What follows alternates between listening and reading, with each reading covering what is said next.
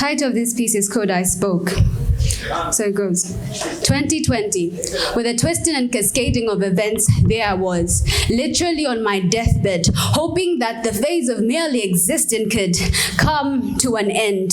Having physiological sensation operations of what made my anatomy, which looked a little frail, but with the mask I wore, you could barely tell. There I was on my deathbed. Taking my own life seemed to be the escape plan, not knowing that his plans are not mine, neither are my plans his. But boy, does it sound lighter in the front row of church than it does behind closed doors with experiences no one knows, the highs and the lows, the ecstasy and the flaws. Raceless I was, my heart beating, as if to call and assemble with drums in order of my return to the dust. Glad it's in the past. See, the left side seemed to be more predominant. Creativity in that scene I definitely lacked.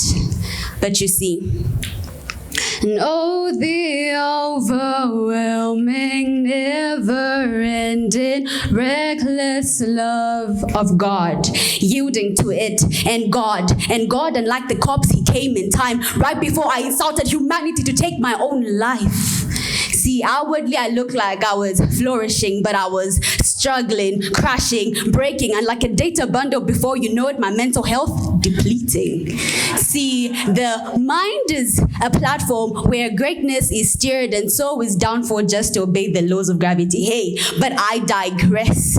See, it was a war zone of nature versus nature, who I am and who I'm supposed to be, what I really want and what I should achieve. See, it was like a chase after the wind, where you could feel it but never have a grip of it.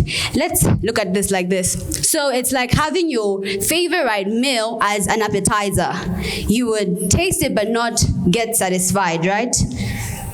And then you know that. Esther, please help me. Silence, veafunani silence. Wene ujaka walala, veafunani silence. Little did I know that in that silence was the highest level of violence and the greatest battle fought. Forget Mortal Kombat.